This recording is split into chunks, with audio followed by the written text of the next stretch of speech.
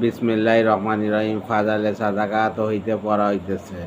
অন্য এক হাদিসে আছে, একবার প্রখর রোদের মধ্যে দুপুরের সময় হযরত আবু বকর সিদ্দিক রাদিয়াল্লাহু আনহু মসজিদে নববীতে তাশরিফ আনিলেন। হযরত ওমর রাদিয়াল্লাহু আনহু খবর পাইয়া নিজ ঘর হইতে তাশরিফ আনিলেন এবং হযরত আবু বকর রাদিয়াল্লাহু আনহুকে জিজ্ঞাসা করিলেন, এই সময় কেন আসা হইল? তিনি বলিলেন, প্রচণ্ড ক্ষুধা বাধ্য করিয়াছে। হযরত ওমর রাদিয়াল্লাহু আনহু বলিলেন, ওই পবিত্রতার কসম যার হাতে আমার জান, এই অস্থিরতা আমাকে বাধ্য করিয়াছে।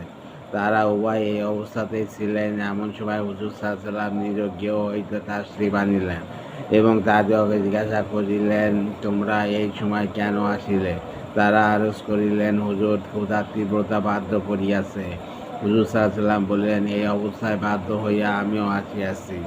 এই তিন হযরতি উঠিয়া হযরত আবু আইয়ুব আনসারী রাদিয়াল্লাহু আনহুর বাড়িতে গেলেন। তিনি নিজে তো উপস্থিত ছিলেন না, তাঁর স্ত্রীও অত্যন্ত আনন্দ প্রকাশ করিলেন।